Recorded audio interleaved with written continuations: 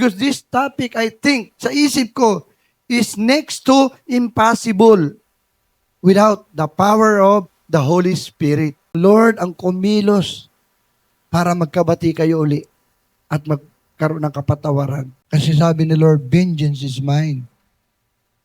Siya yung maghihiganti para sa'yo. Pero kung nandyan ang Holy Spirit sa buhay natin, I think, kakayanin natin gawin ito.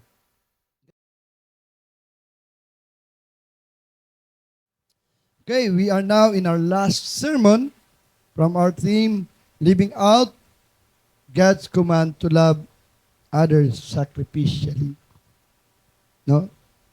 Mamuhay daw tayo. Ang utos ng Panginoon, mamuhay tayo na magmahal sa kapwa natin sacrificially. This morning, we will talk about a sermon that will require a radical change of human behavior. Wow, lalim ito, Pastor. Radical change. Ibig sabihin, matindi talaga yung kailangan na pagbabago sa ating pag-uugali. Ito yung ating pagbubulay-bulayan ngayon. At sana wag kayong antukin dyan, wag kayong magbubukas ng Facebook dahil napakaganda itong mensahe. Habang ito yung ating huling sermon sa buwan na ito. No? Kaya, take advantage of this, although mahirap, pero sa grasya ni Lord, kakayanin natin ito.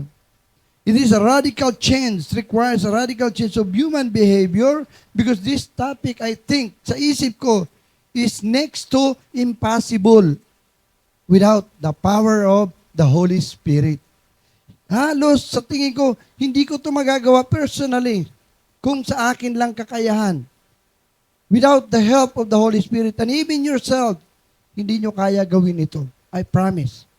Kaya, sabi ko, it's next to impossible without the power of the Holy Spirit in us. Pero kung nandyan ang Holy Spirit sa buhay natin, I think, kakayanin natin gawin ito. Okay? I entitled God's message this morning, Loving Your Enemies and Those Who Hurt You. Pambihira, sa title pa lang. Yeah? Paano ko mamahalin yung kaaway ko? Sinaktan ako. Bago kayo, late ako pumasok, nag-umpisa na kayo, doon ako galing sa homeowners, nag-i-election sila ngayon. At nakipagtalo na ako doon sa presidente. Yeah? Pero na-realize ko, dala-dala ko pa yung aking tablet, sabi ko na dito, hawak ko yung sermon ko. So niyakap ko, sabi ko, wala tayong pagtatalunan. Hindi ako galit sa iyo. Huwag ka rin galit sa akin. No? Sabi ko, ayoko masira yung araw natin. Magsisimba ako, sabi ko. So, okay. Nag-iwalay kami na okay. Now, God's reminded me na, tika, magpipreach ka pa naman tungkol dyan. So, kailangan ma-remind kita. No? So, I entitled God's message this morning, Loving Your Enemies and Those Who Hurt You. Nasubukan niya na bang nasaktan? Umibig pero nabigo? Masakit, di ba? Nagmahal, pero iniwan, hindi minahal? Gumawa ka na ng mabuti, nako, wala ka talaga, sabi mo. No? So you may think, Pastor, that is easy to say but hard to do. Pastor, yung sinasabi mo, madali gawin yan. Madali sabihin, mahirap gawin. I agree with you. Kasi ako rin, personally, I struggle this. Ha? Sometimes, iniisip ko na si Lord ay mapagbiro. Dahil kung ano yung topic na ayaw kong i-preach, siya pa yung natataon sa akin. Sabi ko, sana si Pastor Arnold na lang, baka mukhang hindi niya naranasan na saktan. Hindi nabigo. No? But sabi ko, mapagbiro din si Lord minsan. But I believe God has a plan and purpose for every topic of sermons we discuss Sunday after Sunday. Hindi naman aksidente yung ginawa natin ito, pinag-pray namin ito, pinag-pray ni Pastor yung team for the month. Hindi naman natin alam na ganito talaga yung takbo ng mga sermon, series of sermon natin. Kaya, sabi ko, mapagbiro ang Panginoon. He wants us to learn and apply them in our Christian living. Yun yung purpose. Bakit nagpupuyat si pastor? Napapagod paggawa ng sermon ng mga pastor. Hindi lamang para matutunan natin yan, marinig at matutunan, kung hindi kailangan natin i-apply natin sa ating pamumuhay bilang mananampalataya. Before I proceed to my sermon, let me share with you my latest experience, current event, no? Latest experience where I can relate to our topic. So habang ginagawa ko to, ito yung naalala ko. And some of you here know my recent experiences with some of the people I supported and loved. Some of them, I love them like our own children. Some are like real brothers and sisters. And yet, anong aking napala? Being disrespected, hindi na nirespeto, malign, ibig sabihin malign, ginawan pa ng kwento na walang kwenta. Niloko, tinakasan ng obligasyon sa akin. Di ba masakit yun? How would you feel if kung sa iyo ginawa ang mga ito? After all, the kindness, yung pagiging mabait sa kanila, mapagbigay, mapagmahal, you shared with them. I share this not to condemn them, but because they relate to our topic. Hindi ko ito ginawa o sinasabi sa inyo para i-condemn sila or ipahiya. Para lalo natin maunawaan yung ating pag-uusapan sa umagang ito. Our topic about loving our enemies and those who hurt us. Nasaktan ka. Paano mo mamahalin? Diba? Ang hirap, pastor, yung pinapagawa mo natin. Pinapagawa sa atin ni Lord. But let's read our passage this morning. Makikita sa Matthew chapter 5, verse 44 hanggang 45. Sabi dito, but I tell you, love your enemies and pray for those who persecute you, that you may be children of your Father in heaven. He causes His sun to rise on the evil and the good, and send rains on the righteous and unrighteous. Di ba, fair si Lord? Kahit salbahe sila, sinisikat, ang araw sumisikat din sa kanila. Pag umulan, nauulanan din sila. So hindi lang tayo na mga nasaktan, kung hindi even yung mga tao na nakasakit sa atin. Ganon sila minahal ng Panginoon. Sa Tagalog, sabi rito, ngunit ito naman ang sinasabi ko, ibigin ninyo ang inyong mga kaaway at ipanalangin ninyo ang mga umuusig sa inyo, upang kayo'y maging tunay na mga anak ng inyong Ama na nasa langit, sapagkat pinasisikat niya ang araw sa mabubuti, gayon din sa masasama, at nagpapaulan siya sa matutuwid at sa mga di matuwid. Ang tingin ng Lord, hindi niya pipiliin, ikaw mabait ka, ikaw lang ibibless ko. No? Sa iyo lang uulan o sisikat ang araw. Hayaan mo na sila. Salbahe sila. Hindi ganun ang Panginoon. No? So, anong konteksto ng ating passage this morning?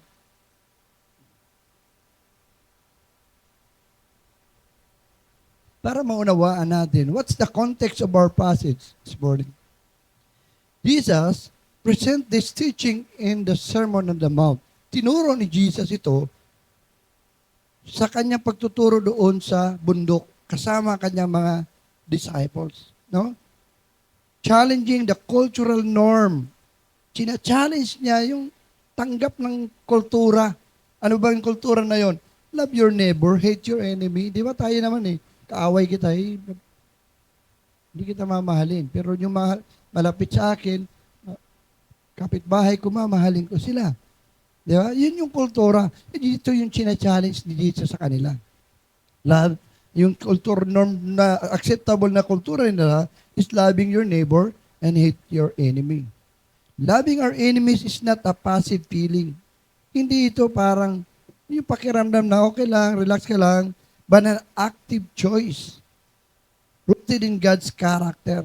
Yung pag sinabi ng Lord, love your enemies, loving our enemies, hindi ito yung parang pakunwari na pagmamahal. Kung hindi talagang active, saan tayo nag-ugat ito?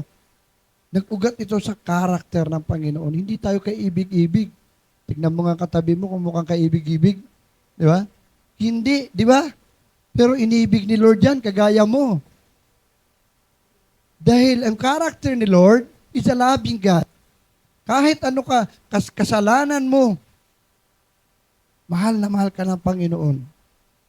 With the power to transform hearts and relationship.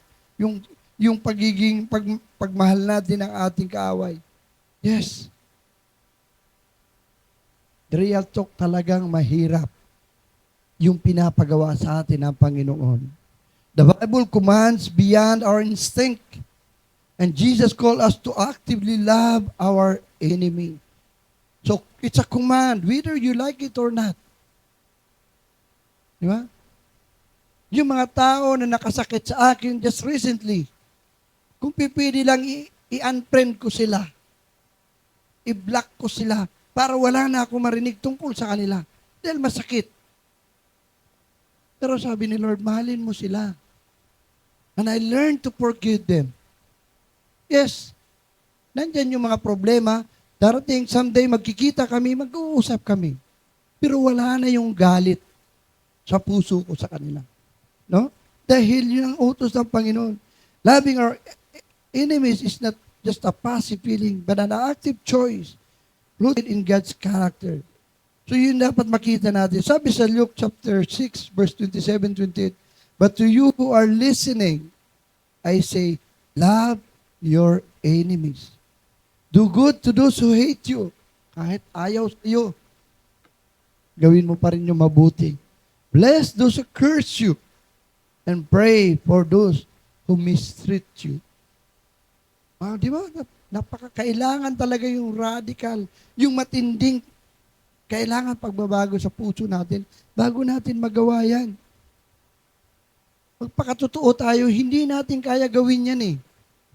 Without the power of the Holy Spirit in you, ako nga eh, I'm struggling. Lord, tao rin lang ako. No?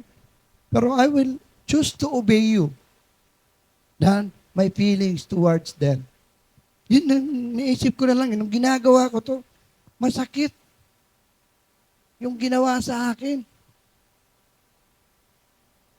Eh, nung hindi pa ako pastor, no? Hindi pa ako lumalago talaga sa aking Christian life, hindi pwedeng hindi ako gaganti sa'yo. Hindi pwede yun. Pero as we grow in our Christian walk, unti-unti natututunan natin papaano mahalin yung hindi kaibig-ibig. Di ba? 1 Peter chapter 3 verse 9, do not repay evil with evil or insult with insult. On the contrary, repay evil with blessings, because to this you were called, so that you may inherit a blessing. May blessing pag ginawa natin yun. Di ba? Yung mga gumagawa ng listahan dyan, alam ko na yun. Sana patawarin tayo ni Lord sa mga pagkakamali natin. No? So the question is, why we are called to love our enemies? Bakit ba, Lord? Hindi ba pwedeng palagpasin mo na lang yan? Huwag mo nang iutos sa akin na mahalin ko yung kapitbahay ko. Minamaritis nga ako eh. Diba? Why we are called to love our enemies? Number one, because it reflects God's character. Yung pagmamahal mo sa iyong kaaway ay ipinapakita sa buhay mo yung character ni Christ na hindi ka nga kaibig-ibig pero namatay siya pa para sa iyo. Di ba? Makikita, wow, iyan talagang tinatawag na born again. Na born again. Dati, iba yan.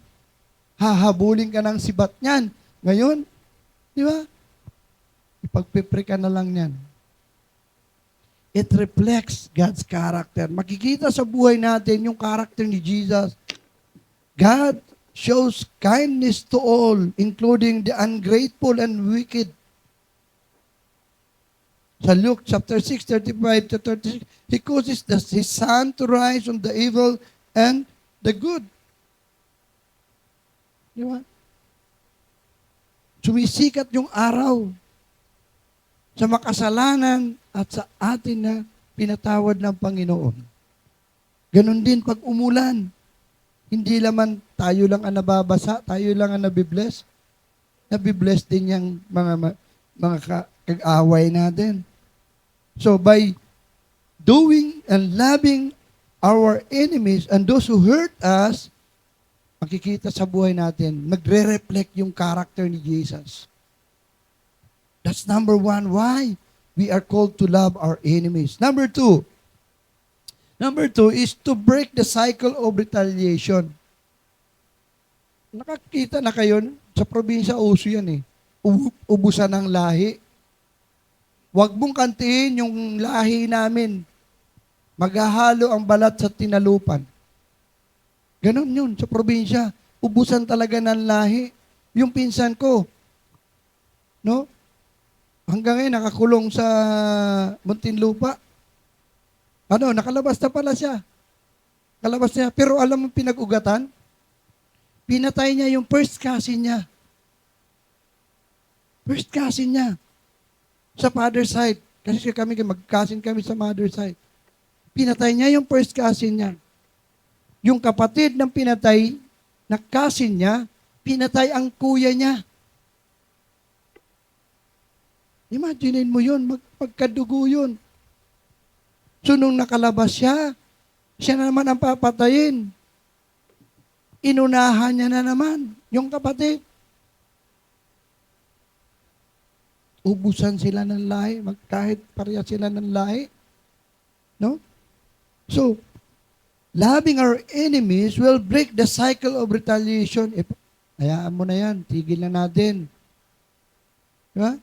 Retaliation continues conflict, but love can lead to repentance and reconciliation. Kung gantihan na lang tayo ng gantihan, walang mangyayari sa atin. So, why God called us to love our enemies and those who hurt us? Because number one, it reflects God's character sa buhay natin. Pangalawa, titigil na yung cycle, yung retaliation, yung gantihan ng gantihan. Romans 12:17 to 21, sabi dito, huwag ninyong gantihan ang masama. Sikapin ninyong mamuhay ng marangal sa harap ng lahat ng mga tao. Hanggat maaari gawin ninyo ang inyong makakaya upang mamuhay kayo ng mapayapa kasama ng sinuman. Mga minamahal, huwag kayong maghihiganti. Ipaubaya ninyo iyon sa galit ng Diyos. Sapagkat nasusulat, akin ang paghihiganti, ako ang gaganti, sabi ng Panginoon. Sa halip, kung nagugutom ang iyong kaaway, pakainin mo. Kung nauuhaw, painumin mo. Sa gayon ay magbubunton ka ng mga baga sa kanyang ulo. Huwag kayong magpadaig sa masama, kundi daigin ninyo ang mabuti, ng mabuti ang masama. Di ba? Sabi ni Lord, ako nang bahala dyan. Stop mo na yung paggaganti. Vengeance is mine. Ako na maghihiganti para sa'yo. So, alam din naman ni Lord yung ginagawa na kasamaan sa'yo. Alam ni Lord na nasaktan ako. Alam ni Lord yun. Pero hindi ko na responsibilidad na ipaghiganti ko yung sarili ko. Dahil sabi nga ng kanta ni Gary Valenciano, hindi natutulog si Lord. Bahala siya managot doon kay Lord, wag na sa akin. Basta sa akin, susundin ko ang utos ng Panginoon. Mahalin ko pa rin siya kahit na kaaway ko siya. Nasaktan niya ako. Number 3. No? Why we are called to love our enemies? It reflects God's character. It breaks the cycle of retaliation. Number 3 is to pray ourselves from bitterness. Wala na yung puot sa puso mo, yung galit. Sabi sa Ephesians 4:13, holding resentment harms us spiritually and emotionally. Sabi doon, Get rid of all bitterness, rage, and anger. Yung tao na puno ng galit, puot sa puso niya. Hindi lang spiritual life niya ang nagsasuffer, but even physical life niya, physical body niya, marami siyang nararamdaman na sakit. Dahil sa galit niya, yung kanyang katawan, nagpuproduce siya ng hormones, ng galit na nagkukos ng cancer, kung ano-ano pang mga sakit. So, loving our enemies and those who hurt us, it will free ourselves from bitterness. Hindi ka na, ismile lang ko na lang, kanina, in-smile lang ko na. Sabi ko, huwag ka kasi, sabi ko, pag tinitignan kita, nakasimangot ka, in-smile lang kita eh. Smilean mo rin ako. Di ba? Natawa na lang yung mga tao ron eh. Kasi pag nakita ko siya, sama ng mukha sa akin eh. Ano bang galit mo sa akin? Di ba? So kaya nagkamayan kami, sabi ko, tuwing makita kita, in-smile lang kita eh. Ang sama ng mukha mo sa akin eh. Smile mo rin ako. Tawa na yung mga tao ron. Di ba? We need to follow Christ's example. He modeled this love by praying for those who tortured and killed him. Imagine mo, tinortured na siya eh. Pinatay siya. But before he died, anong sinabi niya? Anong sabi niya? Father, forgive them, for they do not know what they are doing. Lord, patawarin niyo po sila. Hindi nila alam yung ginagawa nila. Diba? Even he was tortured. At eventually, pinatay. Pero, ang panalangin ng Panginoon ay forgiveness. Forgive them. Kaya ba natin yon? Kaya ba natin ipanalangin yung ating mga kaaway, yung mga tao na nakagalit natin?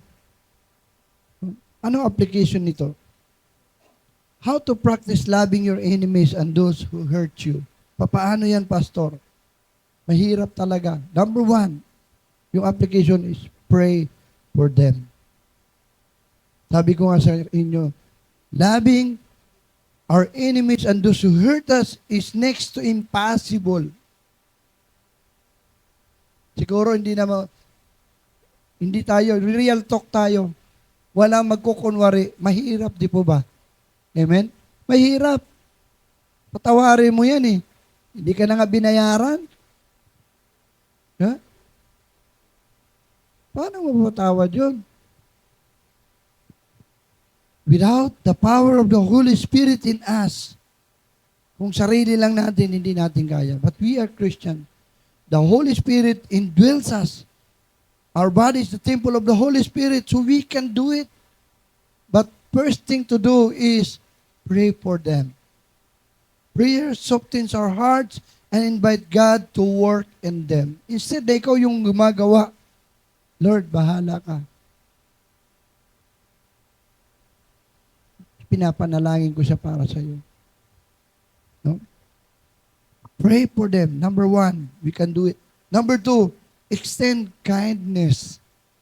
A small act of goodwill can reveal God's love. Sabi ron sa Romans 12:17, do not repay any evil or for evil. Huwag mo nang gantihan. No? Pero mahirap yun eh. Di ba?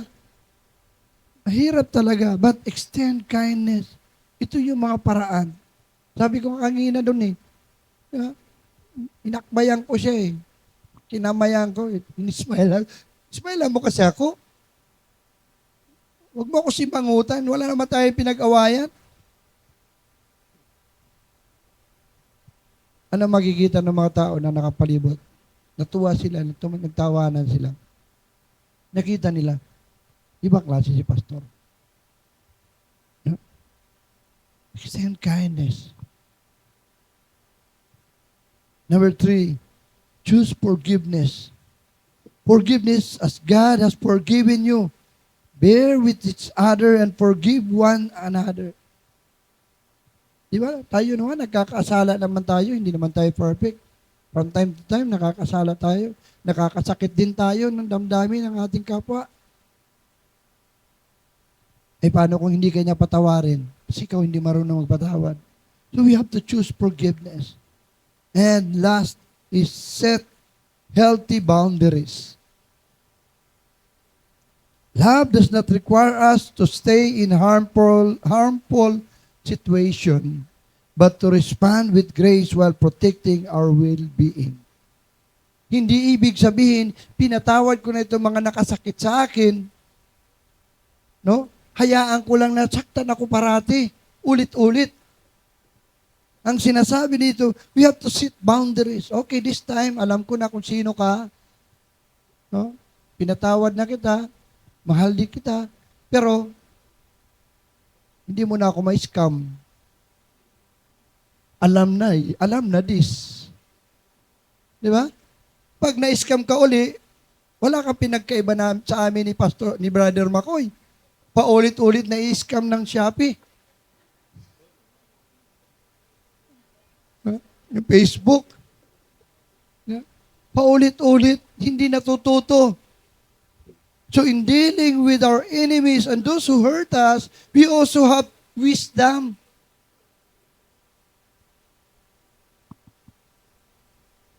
Kaya, ako, believe ako sa mga mag-asawa na binubugbog ng asawa. Paulit-ulit binubugbog pero strong pa din.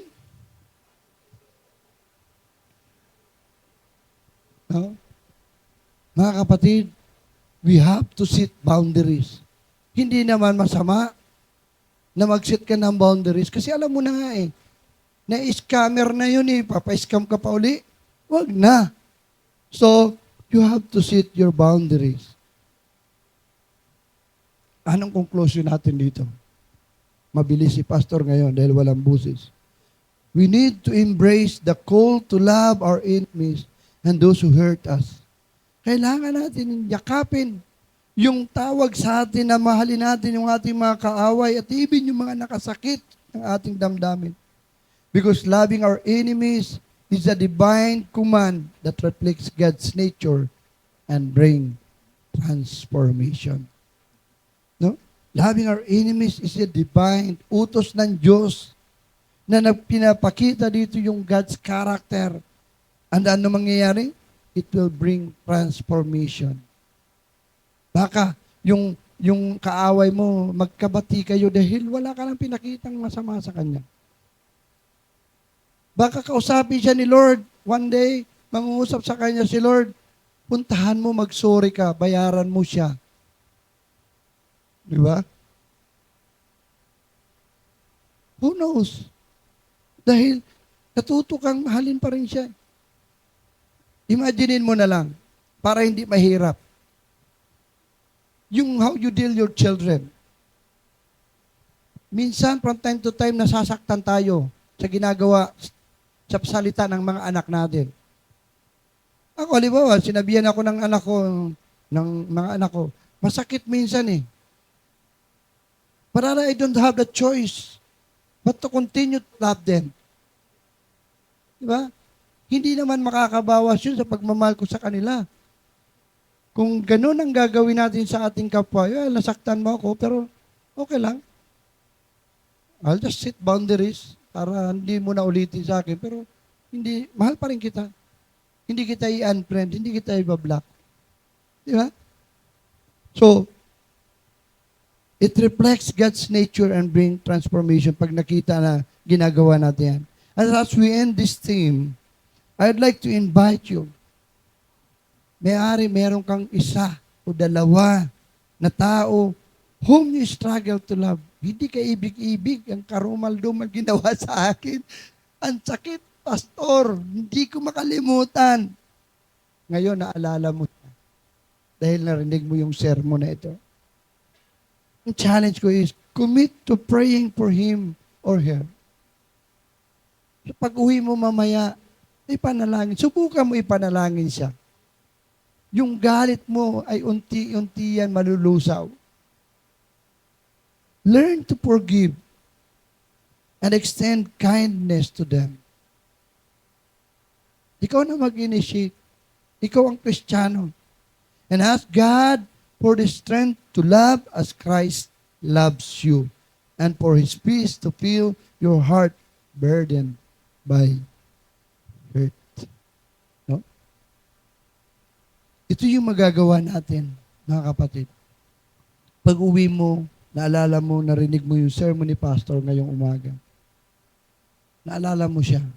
Naalala mo yung nag-flashback yung mga ginawa niya sa iyo, yung mga sinabi niya tungkol sa iyo, na nasaktan ka talaga. What you can do after hearing this message, pray. Pray to God, Lord, alisin mo yung galit sa puso ko sa Kanya. Turuan mo ako, matutunan ko siyang mapatawad. At kayo na mangusap sa Kanya, baguhin mo rin ang puso niya. Who knows someday, babalik siya sa iyo dyan. Kinabukasan. No? Kung in-unfriend ka, baka mamaya nag-friend request siya uli sa iyo. Bakit? Pinag-pray mo siya eh. Hindi niya alam yon.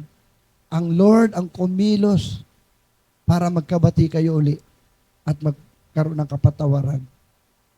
That's God's command. Yan ang utos hindi lang sa amin ng mga pastor, but for all of us. Imagine, yung konteksto na ito, yung pangangaral na ito ay ginawa ng Panginoon, kasama niya yung mga alagad doon sa bundok. So, ngayon, alagad ka ng Panginoon at narinig mo ito. Gawin mo ito, kapatid. Isipin mo kung sino yung nasaktan mo or nakasakit sa iyo.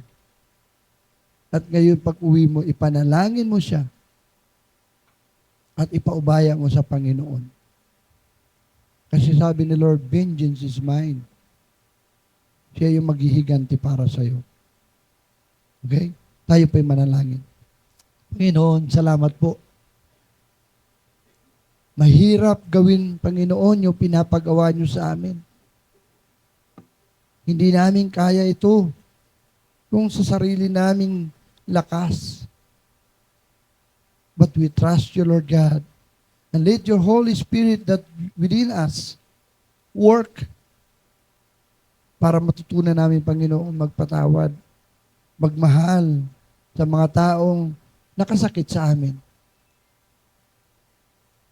And we just pray, Father God, na magawa namin ito dahil pinapagawa nyo at utos nyo sa amin.